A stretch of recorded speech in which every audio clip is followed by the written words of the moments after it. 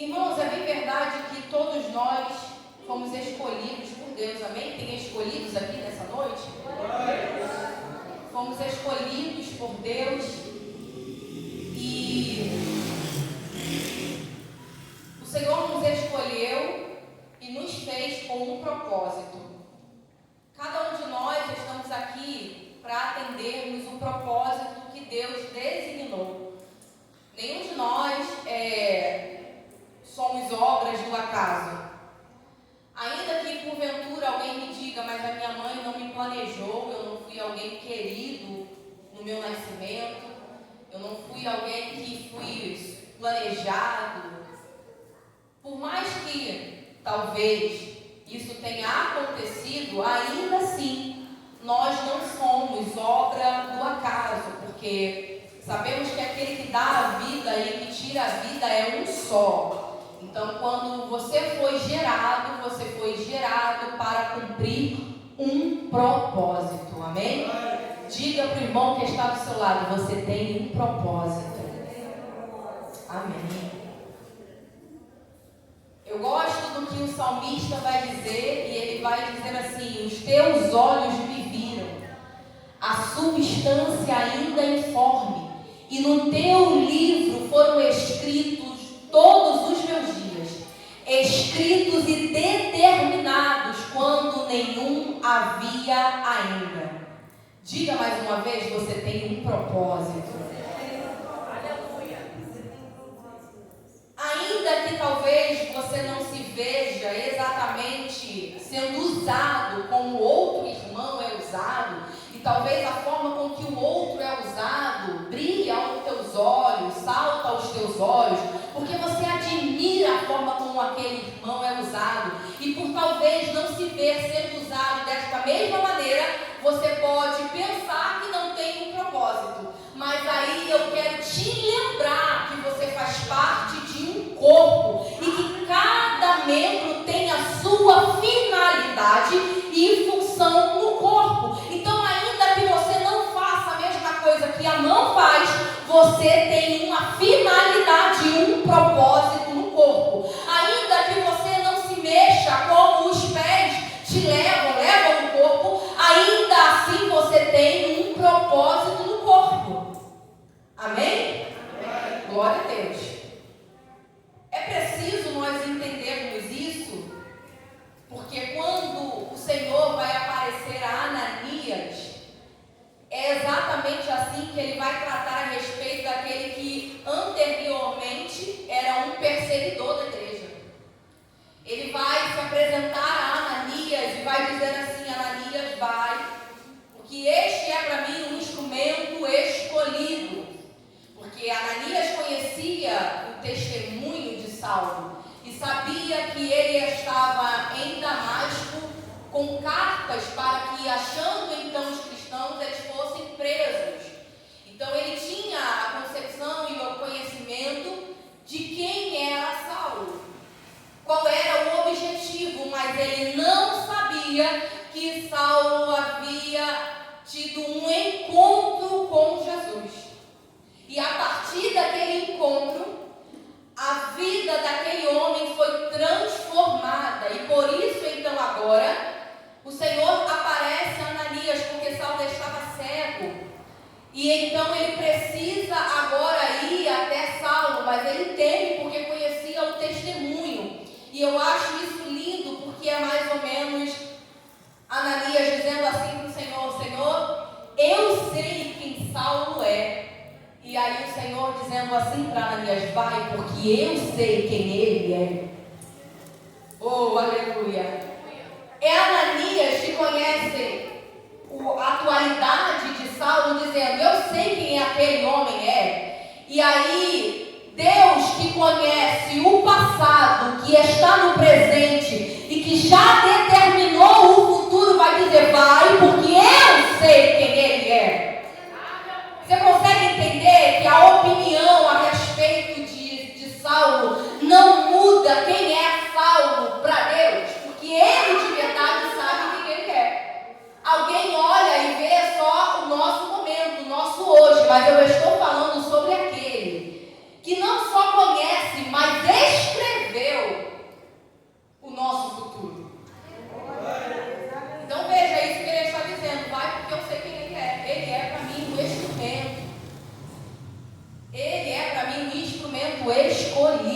e eu vou mostrar para ele como se deve sofrer pela minha obra.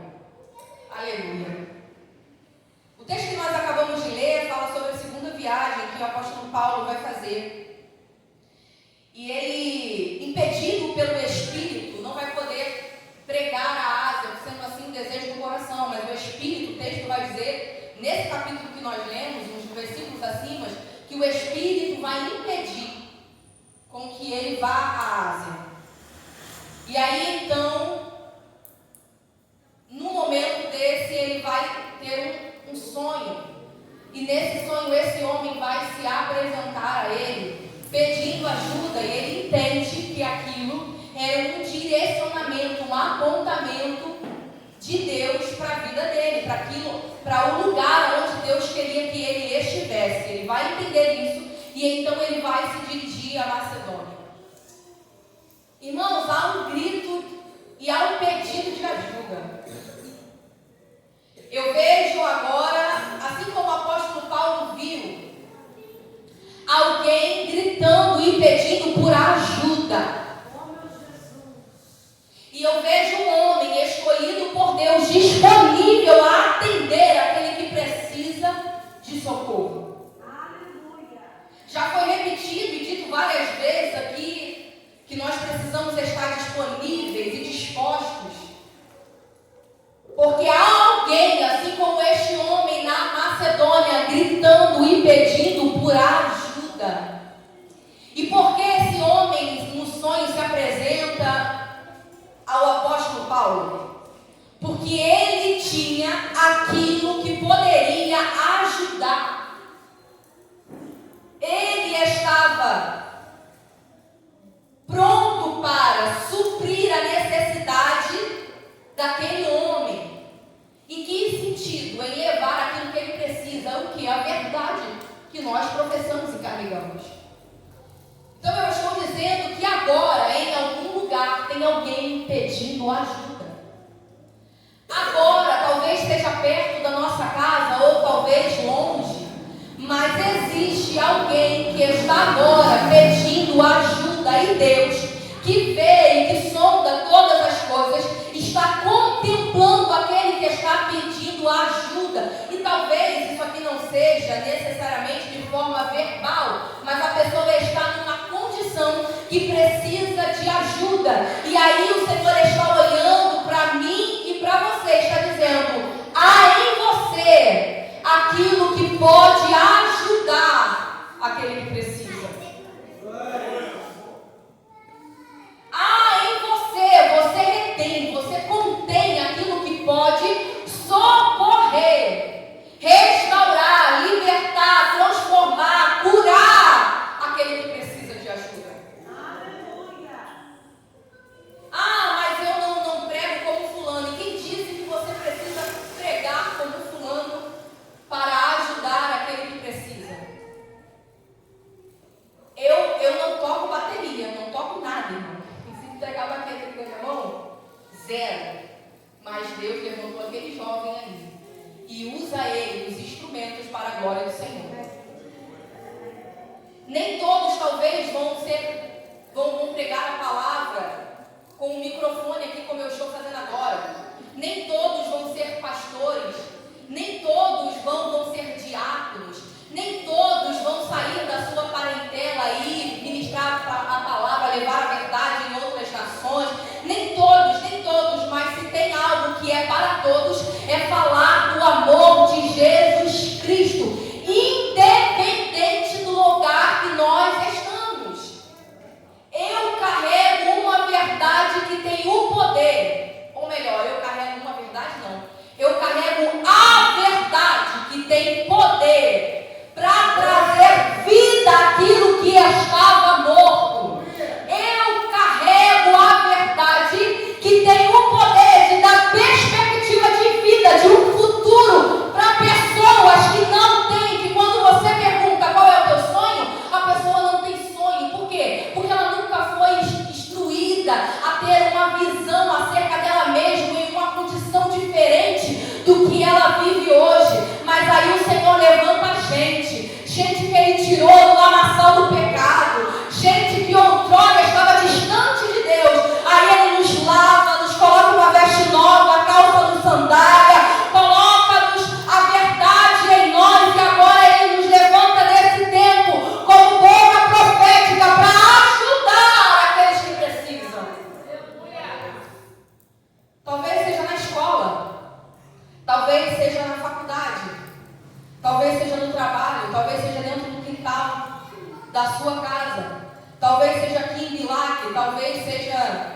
centro do Rio de Janeiro, talvez seja na Europa, talvez seja na Ásia. Eu não sei aonde o Senhor vai te levar, mas o que Ele precisa encontrar em nós é um coração disponível.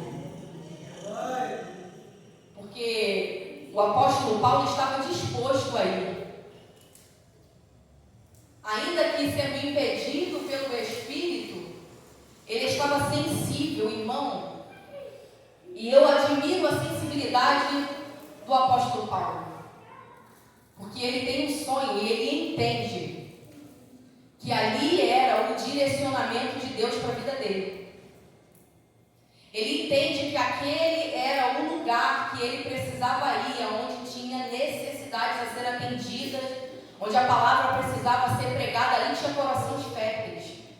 E interessante que ele chega na primeira cidade da Macedônia, ali vai haver uma mulher, e o Espírito vai impulsionar aquela mulher. Presta atenção, ninguém vem ao Pai se não for trazida pelo Espírito Santo. Ninguém vem. O Senhor Jesus vai dizer isso: ninguém vem a mim se o Pai que me enviou não vos trouxer. Ninguém vem se o Pai não trouxer. E aí, presta atenção, ele chega naquela cidade, ele vai a um lugar onde as pessoas se reuniam para orar. E aí o Espírito vai tocar o coração daquela mulher, o Senhor vai tocar o coração daquela mulher, e ela vai se atentar ao que ela está ouvindo, ao que Paulo está pregando. E então ali ela vai se converter e vai ser batizada. Veja que havia terra fértil, pronta ali para receber a palavra. Então ela ouve a palavra, recebe, é batizada, e ela ainda convida os missionários agora para a casa dela. E eles vão para a casa dela. Aí o que vai acontecer? O apóstolo Paulo vai ouvir uma mulher que tinha o poder de adivinhação, dava muito lucro para os seus senhores. E aquela mulher que estava ali sendo oprimida pelo espírito maligno, agora, porque alguém estava sensível à voz do Espírito, vai chegar libertação para aquela mulher. Porque alguém estava sensível à voz de Deus,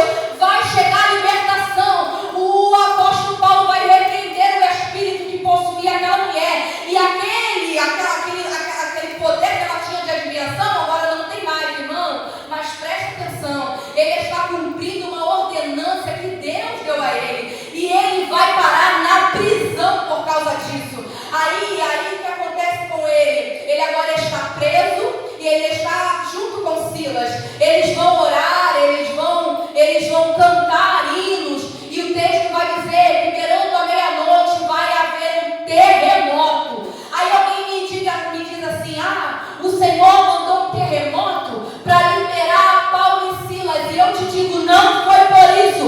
Ele enviou um terremoto para que o carcereiro fosse alcançado pela salvação.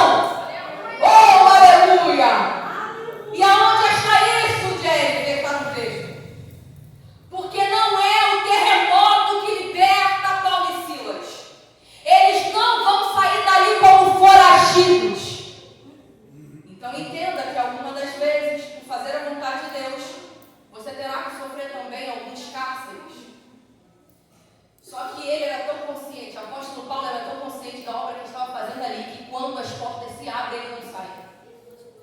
E o carcereiro, temendo que todos estivessem fugido, ele pensa em tirar a própria vida. E aí o apóstolo Paulo vai dizer: calma, ninguém saiu. Irmão, a salvação chega naquele homem. Sabe o que acontece? Às vezes nós estamos sendo instrumentos de Deus e algumas dificuldades acontecem, nós sofremos alguns prejuízos e aí a gente começa a questionar como se Deus tivesse nos abandonado. Sabe como é isso? A gente começa a dizer assim: Senhor, mas eu estava pregando a tua palavra. Mas eu estava falando do teu amor. Por que eu estou sendo perseguido? Por que eu estou sendo caluniado? Por que eu estou sendo apontado? Aí o Senhor usa esse texto para nos conscientizar que se a nossa vida está na direção dele, tudo que acontece conosco está também sendo direcionado para ele, ainda que alguma dessas coisas cause-nos algum prejuízo, porque eles foram presos, eles estão agora presos, mas havia um propósito naquela prisão. Até o cárcere era propósito. de Deus. A salvação vai chegar na vida do carcereiro, e não só na vida dele, mas na casa dele. Porque ele vai dizer: o que eu faço para ser salvo? E ele vai dizer: crê somente. Crê e será salvo, tu e a tua casa. Então o terremoto não veio simplesmente para que as portas da prisão fossem abertas, mas para que a luz do Evangelho brilhasse naquele cárcere. O terremoto que o Senhor enviou para aquele lugar não veio só para que as cadeias fossem abertas, não. O terremoto aconteceu naquele lugar para que a luz do Evangelho brilhasse dentro daquele lugar. O texto diz que ele foi salvo, ele recebeu a Jesus e a casa dele também. Aí eu te pergunto: apóstolo Paulo saiu dali como foragido? Não, porque ele disse: olha, agora vocês podem ir, estão liberados. Aí ele vai dizer: que isso? Como assim? Vocês nos prenderam? Nós fomos presos. E agora você vai nos liberar assim? Não. No outro dia de manhã vem alguém e, constrangido porque haviam prendido eles, vão liberá-los. Eles não saíram dali como foragidos, não. Eles saíram dali inocentados. Mas porque ainda havia propósito. Ainda havia uma caminhada que o apóstolo Paulo precisava percorrer. Irmão, a gente precisa entender que a nossa vida ela está sendo direcionada por Deus. E quando a gente diz que está disponível, a gente precisa entender o que a gente está dizendo. Porque algumas das vezes a nossa disponibilidade nos leva também para o cárcere. Algumas das vezes a nossa disponibilidade nos faz ter que sair de algum lugar, porque a nossa vida está em risco. Será que estamos disponíveis a sofrer o prejuízo? A receber o dano e ainda assim glorificar a Deus? É difícil quando algo que nós queríamos não acontece muito como nós gostaríamos. Mas se a gente de verdade entende que a nossa vida está sendo direcionada por Deus, a gente entende que até aquilo que nos traz prejuízo glorifica o nome do Senhor. Eu estou falando sobre alguém que foi para a cruz do Calvário consciente de que ali estava a glória do Pai. Era em consumar a obra que foi enviado a executar que glorificava o nome do Pai. Então eu preciso, antes de agradecer a minha oportunidade, te dizer que você tem uma finalidade no corpo. E que o Senhor não precisa, mas quis assim contar conosco. E aí talvez alguém me diga: mas eu não sou apto para fazer aquilo que eu sinto queimar no meu coração. E aí eu quero dizer: e você acha que eu me sinto assim? Eu não me sinto à altura da envergadura daquilo que Deus falou que faria. E aí eu te pergunto: será que aqueles que foram levantados, assim como o apóstolo, se sentiam assim? Será que não é aí que está a manifestação da glória de Deus? Irmão, não é por acaso que o apóstolo Paulo vai receber a seguinte palavra do Senhor. Ele vai dizer assim: a minha graça te basta. E o meu poder se aperfeiçoa na sua fraqueza. Aquilo que você julga ser fraqueza, na verdade é o lugar onde está aperfeiçoando o poder de Deus. O que é isso? Aonde a sua mão não vai, a dele entra. Aonde o seu nome não chega, o dele chega. Aquilo que você não pode, ele pode. Aquilo que é impossível para mim, para você, não é impossível para ele. Oh, aleluia! Será que alguém que está agora com o seu ente querido em uma condição de enfermidade sente-se apto para profetizar cura sobre aqueles que estão enfermos? E eu já te respondo: não se sente. Mas ela não faz segundo aquilo que sente, mas segundo aquilo que ela sabe. Se a palavra diz que ele é o Jeová Rafa, ele é o Jeová Rafa. Ele é. Se alguém que ainda passando por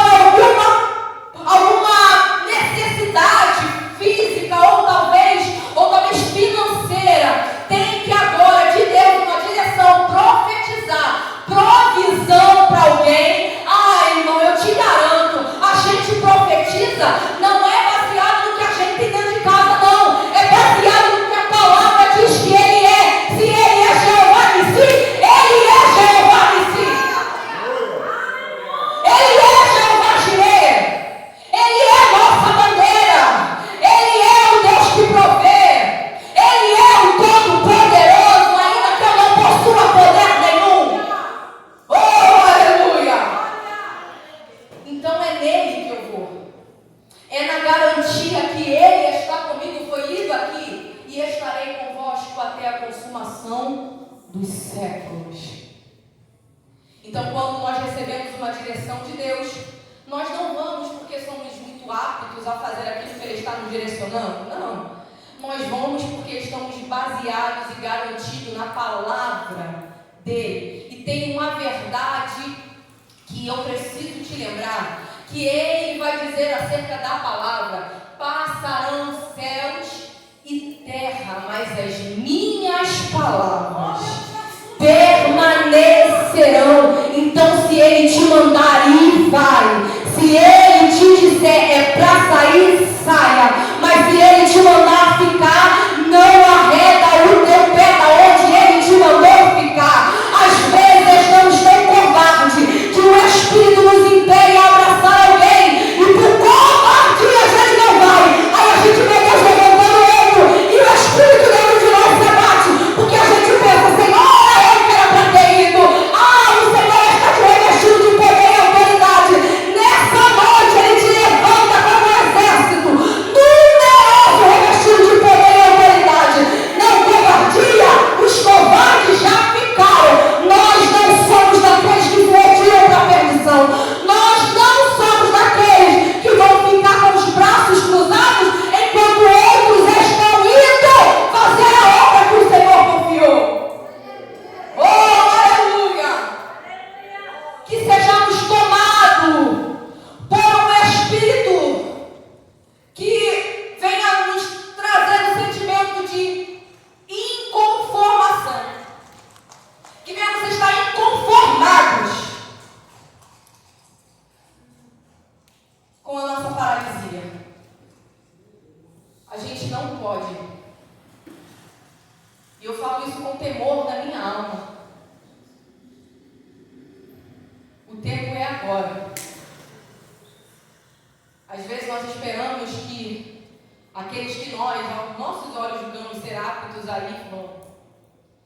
E aí o Senhor usa a minha boca nessa noite para te dizer: se eu não quisesse que você estivesse aqui, eu não teria dado a vida a você.